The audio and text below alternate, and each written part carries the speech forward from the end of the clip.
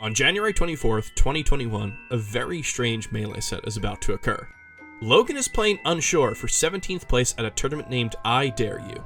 Before Game 1, the two take turns banning stages, as is custom for both players to do in a tournament set. They strike to Fountain of Dreams, a fairly common neutral stage for Fox vs. Marth. Unsure blinks at the screen. He is, appropriately, unsure about what's happening. Logan clarifies. He's forfeiting the first game to Unsure because he hates the stage's randomly moving platforms and thinks it shouldn't be legal. Why didn't Logan ban it instead? Who knows, dude. This whole crusade happens at an online tournament outside Top 8. It happens off-stream with no one watching and nothing of consequence comes out of it. In fact, Logan doesn't even win the set. His protest is a total failure. An utterly pointless, futile battle to change something as fundamental to Melee as its tournament stage list. But it makes you wonder, what exactly happened to all the other stages? How exactly did we arrive at the current tournament stage list? As it turns out, what we know and love today was the product of dozens of Logans protesting over the course of 20 years, each waging seemingly pointless, futile battles of their own.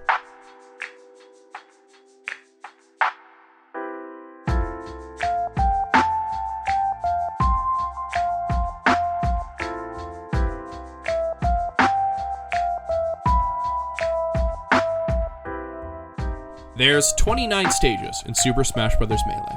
Tournaments typically use only 6. The reason for this is simple.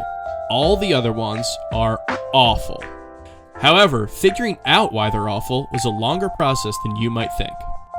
Most traditional fighting games have close combat multiplayer on stages with fixed boundaries.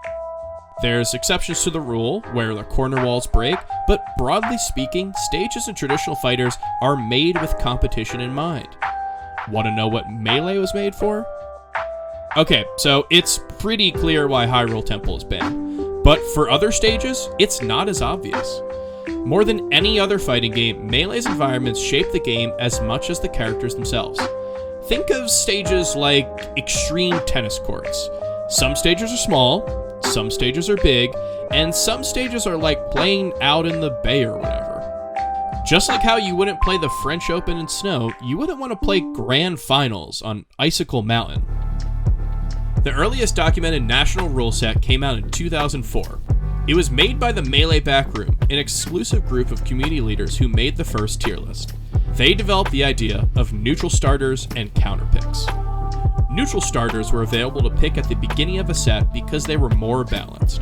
After Game 1, the loser can pick any neutral stage, or they have the option to pick a more unbalanced stage. These are called counter picks. Counter picks are broken. Imagine you are skilled enough to take a set from Rafael Nadal in tennis, only for him to immediately take you to a clay court the next set. Except in Melee, we don't have clay. We have Bonsai Bill. In total, the first rule set had 6 neutral starters and 15 designated counter picks. Now, this was just throwing something at a wall and seeing if it sticks. But remember, it was 3 years after Melee had been released. Without developer support, the existence of any standardized rule set was progress. More or less, we wanted to allow stages that we thought were fun. Most competitors don't even think about the rule set. They show up, play on the stages they're told are allowed, and have a good time. What you just watched is the last game of MLG Chicago 2005. On the surface, it doesn't really seem too memorable. Another tournament victory for Ken, the guy who already wins everything. You'd probably expect him to be content, if not kind of used to it. But underneath the glory of victory, Ken can't shake the feeling that something is wrong with competitive Melee. More specifically, its stages. Ken wants Melee to be a game where you only win by outplaying your opponent, not the stage. If it were up to Ken, there'd be none of this Rainbow Cruise bullshit. One day, Ken runs a major where he shows a fresh new stage list. Here's what Ken comes up with, starting with the stages that are currently legal.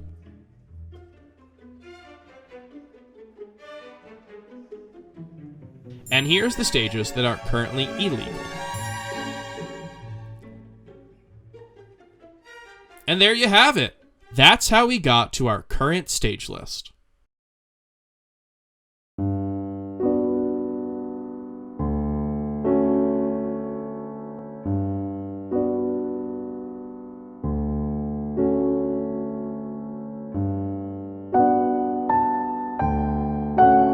Okay, obviously it didn't go like that. Imagine how boring this video would have been had we all listened to Ken in 2006.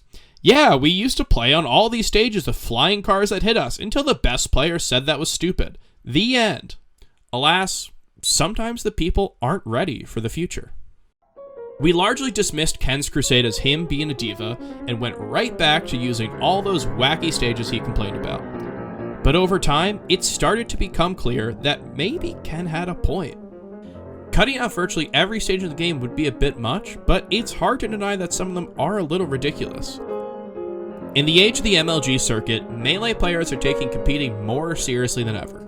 Slowly but surely, the stage list evolved as we tried to create a competitive atmosphere around the game. We got rid of stages with walls because of Fox. We got rid of stages with walk-offs because of Fox. We got rid of stages with islands because of characters that could camp on them, like Fox. And we got rid of Big Blue because, honestly, just look at this shit. It wasn't perfect, but the game's been out for 5 years. We have professional sponsors, and there's no reason to shake things up more than we already have. At the end of the day, it's not that big of a deal. As long as we're having fun and making sure the game feels somewhat competitive, no one is going to go out of their way to be obnoxious about the stages.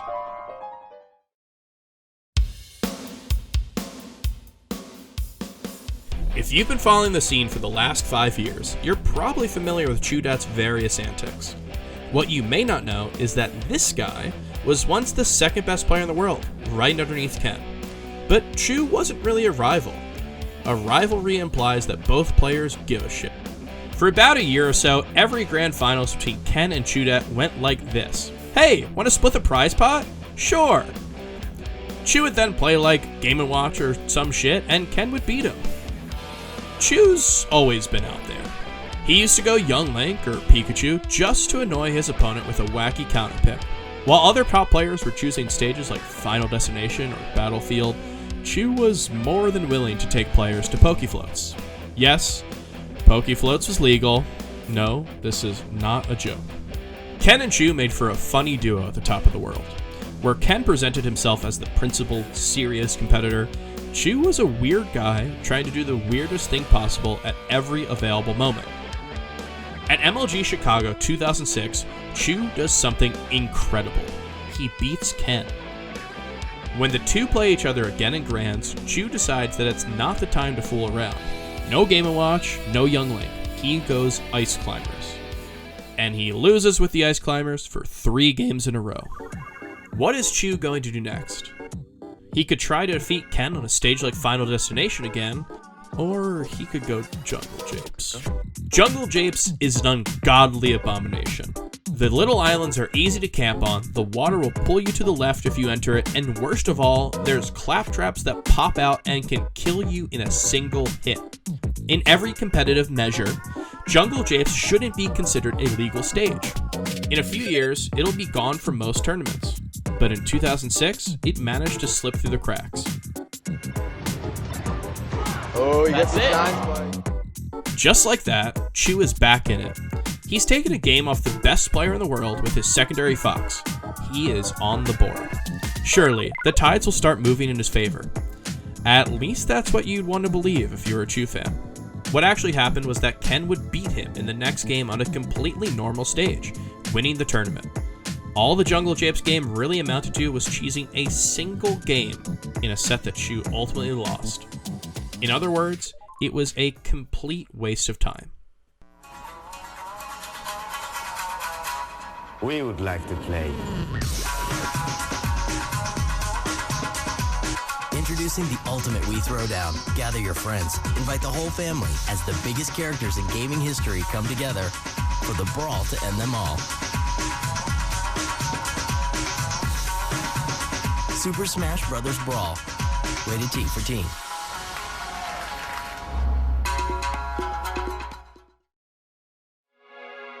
It's February 2008. There are no MLG tournaments for Melee. Brawl is about to come out. Very soon, nobody will be playing Melee anymore. We're so sure of it that we plan a last hurrah for the scene at Pound 3.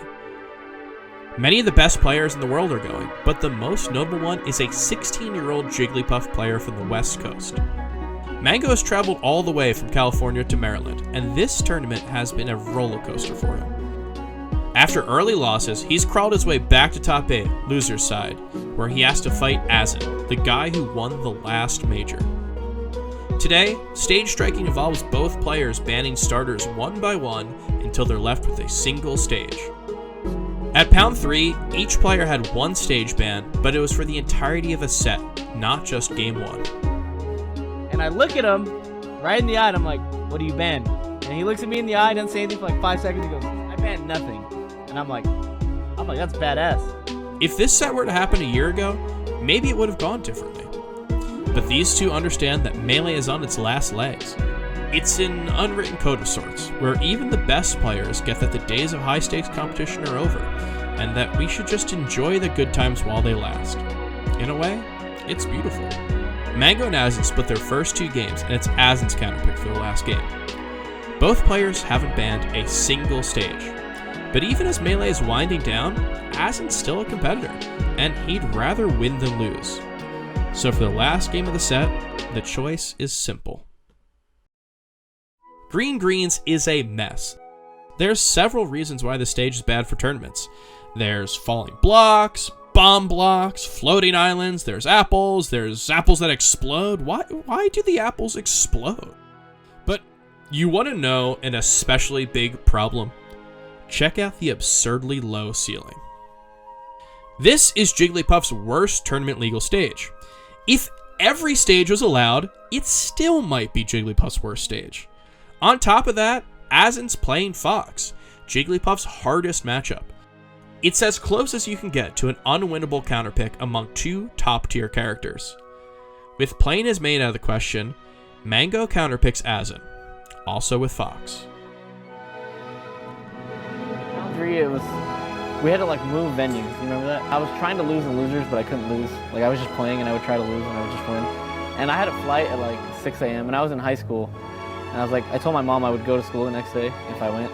So I had to like make my flight. My flight was at like 4 a.m., 5 a.m. or something. Up until that point, I didn't care. And then I beat Azen and then it just kept going and going. And I started beating all these East Coast guys. I was like, oh. And then I like accidentally won. And I was like, oh, cool. Ladies and gentlemen, a Jigglypuff Ditto. Grand Finals, last big Melee tournament. Go for Jackson, Mango.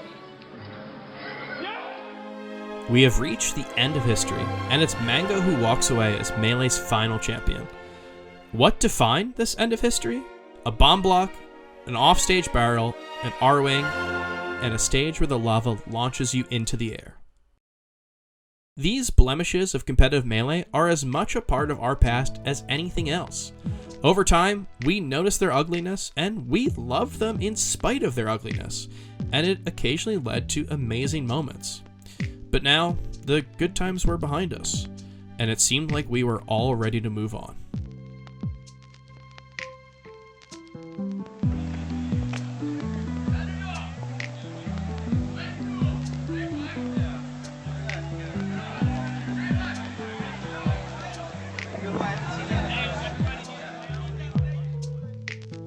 It's been a year and a half since Brawl came out, and against the odds, we're still playing Melee.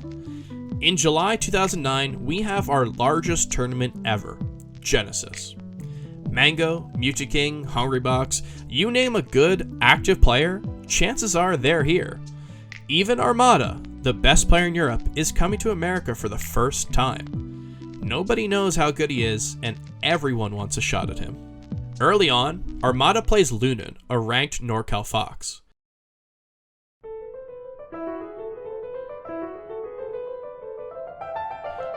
Alright then. Where's Luna gonna go for his next game?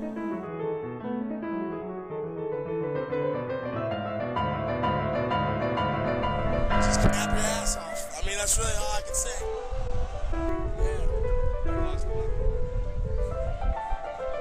It's more Armada's beast, though. He's hella straight. It's 1-0 Armada. He's capping his ass off. Ray, get out of there, Ray. There you go. He's gonna get the lead. And Ray lost.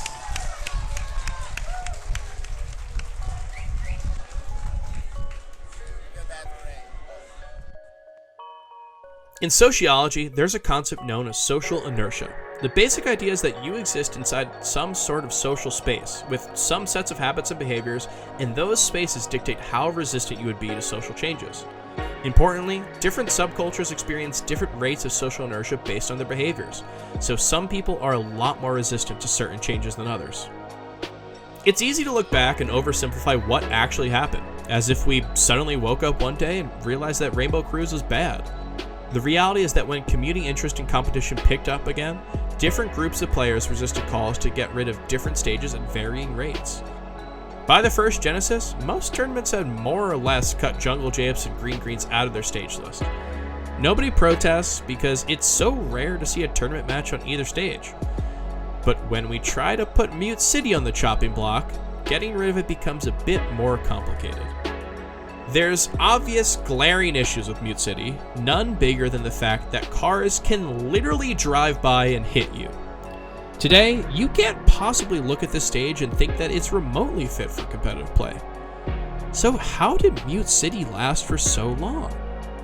There's a very simple answer. Peach players. Mute City was an established counterpick for Peach players. When Mute City came under attack, they saw it as the fast followers conspiring to bully her out of the metagame. Surely, they said, Peach could keep Mute City if the fast followers could have their selection of Pokeflows, Corneria, really most of the remaining stages. Look, at this point, we've already gotten rid of Green Greens and Jungle Japes. It just seems too soon to cut another stage. You always had the option to ban it, or you could even pick another character. Of course, those who felt strongly about eliminating Mute City just argued on Smash boards all day. No one actually expected anything to be done about it. Anyone who knows anything about Melee history will remember that Armada would finish in second place at Genesis. It was unfathomable. A Peach player had come all the way from Europe to beat the entire gauntlet of top players. With a bird's eye view, it's miraculous. When you look at the little secret behind his run though, it starts to make more sense. Okay, he was unstoppable on Mute City. Big whoop. But that's not the crazy part. Nor is it the fact that the only sets he lost were the ones where he didn't get to play on Mute City. The most baffling thing about Armada's Genesis run is that Mute City was banned in Europe. Mute City was so broken that an entire continent banned it. Mute City was so broken that someone who had never gone to a tournament in America could beat its best players on this stage. And before you ask, no, players didn't use their stage ban on it because then they'd have to play on Brinstar. Who wants to play on Brinstar? Shortly after Genesis, a new Melee backroom gets together to take a long, hard look at the scene. Overall, we're in a great place. People are coming back and we're having our largest tournaments. But apparently Smashers aren't too keen on playing important matches with flying cars, lasers, or fucking Seal. By the end of the year, we end up with a 9-stage rule set. There's something in it for everyone. The fast followers are happy to see Mute City finally gone, the Peach players don't have to deal with Pokefloats or Corneria anymore, and just to be safe, Pokemon Stadium is moved to the Weird Kids table with all the other wacky counterpicks. After a promising year, it's a compromise made so the scene can survive. With the biggest offenders out of the way, this is the stage list that will take us into the future.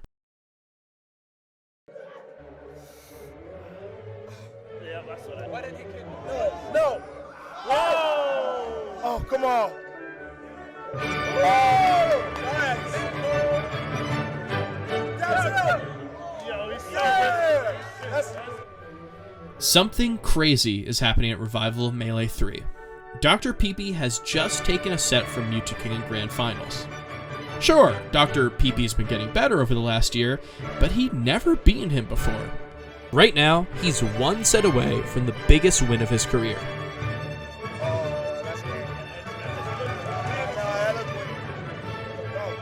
Oh, look at the kid! Whoa! He's wildin'! Oh, PP! Fuck! Oh, no!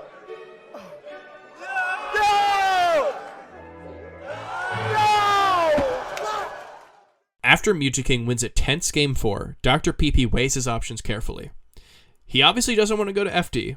He already won on Battlefield and Dreamland. He could play on Fountain of Dreams, but he's lost there twice, and Yoshi's doesn't seem much better. That leaves Kongo Jungle, Pokemon Stadium, Brinstar, and Rainbow Cruise. The choice is simple. This might seem surprising, but it wasn't the first time that PP had gone to Rainbow Cruise. This stage may as well have been his ace in the hole, a pivotal decision in winning previous sets over Kirby Kaze and Dark at the same event. So here we are, in the final game of Grand Finals in one of the biggest tournaments of the year. Dr. PP has accomplished the unthinkable, being even lamer than Mewtwo. Try to camp him, he'll shoot lasers at you. Try to approach him, he'll just jump. Anytime Mewtwo chases him down, PP is ready to jump onto a carpet and fly away. To be fair, this is all pretty exciting. We've seen a rising star finally win his first big tournament. But even through the excitement, the cracks are showing. Is this what we want our Grand Finals to be? Is this what Melee was going to be? Wasn't this supposed to be our last stage list? You can hear it if you go back and watch the match. When I play on Rainbow Cruise, this is the last time that stage was tournament legal, by the way, because of me. By Genesis 2, we are so sick of talking about the stage list. We've been pushed to the last resort, narrowing it down to 7.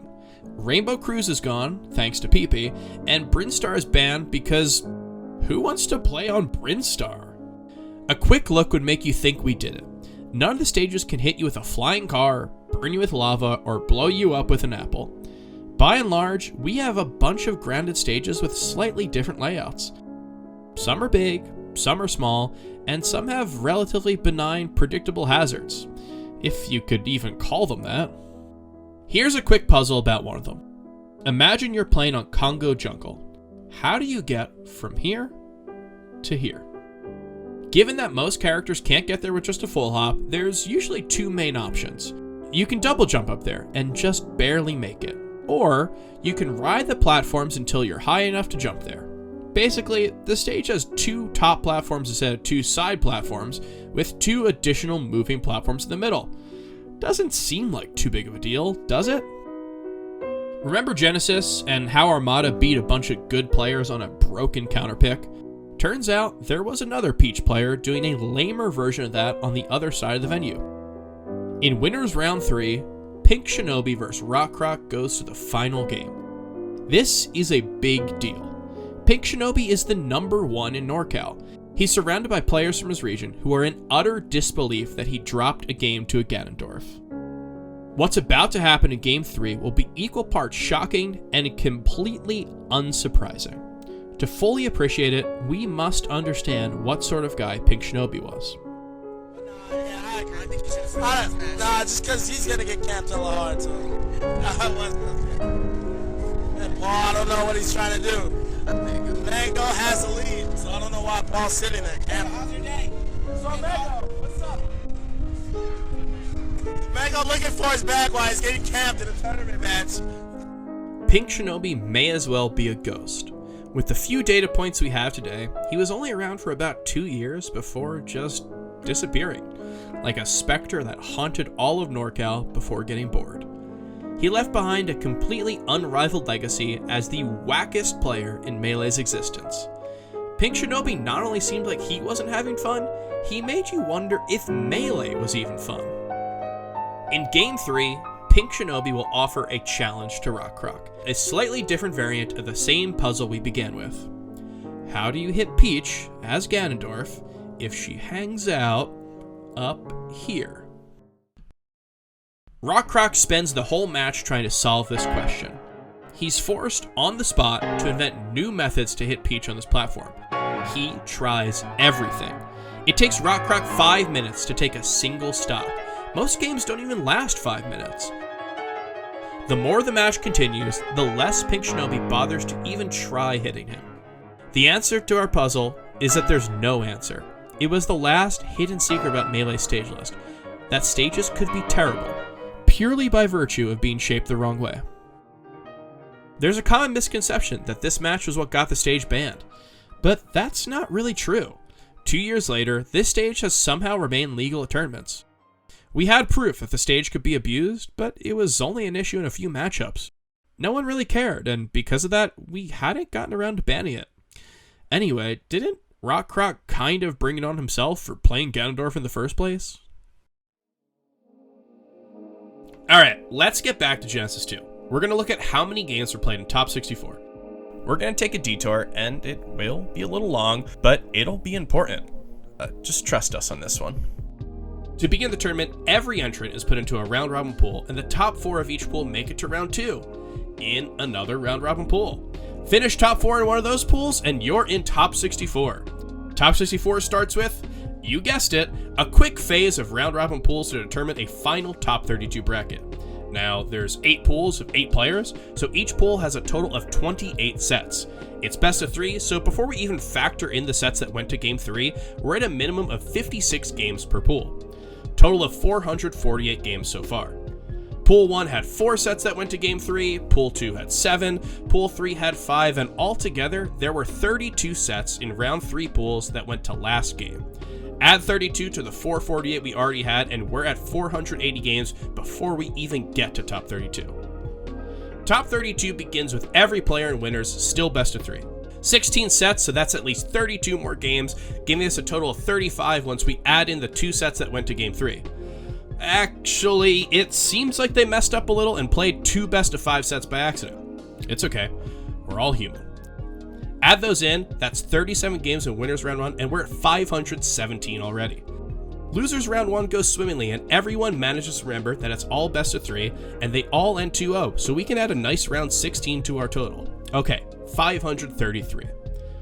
Between Winners and Losers Round 2, there are only 3 Game 3 sets across all 16 sets, so we have 35 more games to account for. 568 now, and while we're at it, let's quickly add the 4 2-0 sets in Losers Round 3 to get to 576.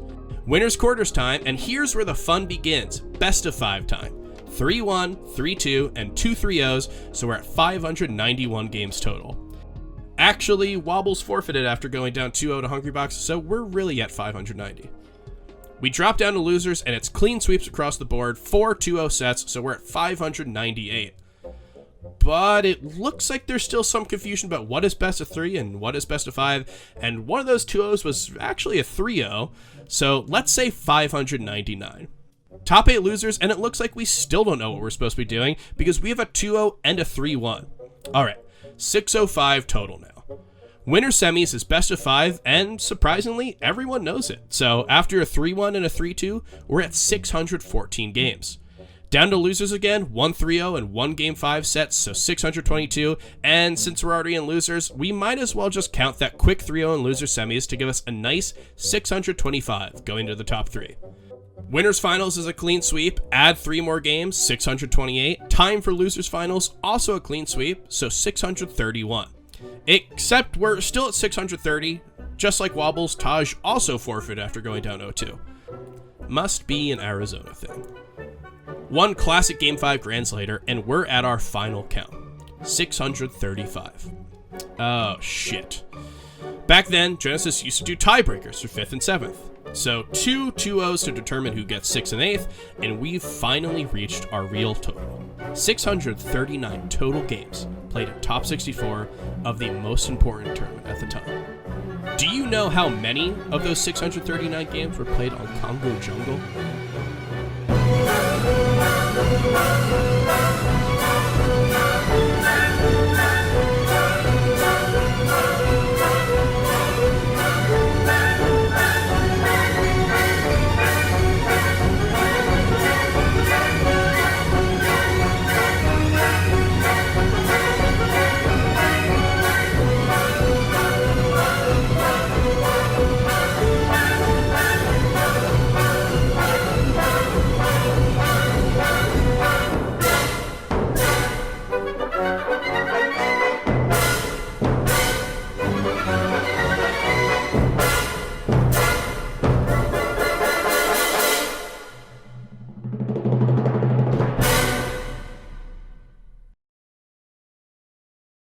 Kongo Jungle wasn't banned because of flying cars or exploding apples. It wasn't banned because of spaceys, floaties, or any one player in particular. It was an abusable stage, sure, and yet barely anyone wanted to play on it. Shortly after Genesis 2, Kongo Jungle was dropped from singles. It existed for years, solely as a doubles counterpick, as a relic of sorts. People barely knew the stage was legal, and the few players who knew it was legal either didn't care to go to it or were just messing around. Eventually, it was completely gone. In 2012, Apex would finalize the stage list we all recognize today, the once radical future that Ken had predicted back when nobody listened to him. This time, for real, Melee players have got it figured out. Johnny Stalker, are we going to see Pluck go up 2-0? For the first time, could we see... Oh! What the hell? Are you kidding me? As long as there are rules in Melee, there will be players who want them to change. Players who think that transformations and randomly moving platforms are fundamentally no different than speeding cars. But the reality is, Melee will never have a perfect tournament stage list because it was never made for serious competition. Instead, it has dedicated, passionate people collectively pushing its boundaries, refusing to accept that things ought to be a certain way, and gradually figuring out what they want their game to be. Hidden under this seemingly mundane process full of pointless battles is a web of fantastic moments that brought us to where we are today. In a community where everything is done together, it's often the mundane, the freedom to choose that very mundane for ourselves, which secretly has the most compelling stories. It's every stupid hill we've ever died on, every ridiculous event distilled into a list of stages. 20 years of deeply thinking about something almost nobody else would notice or even care about. But it's important to us, a history we share with each other.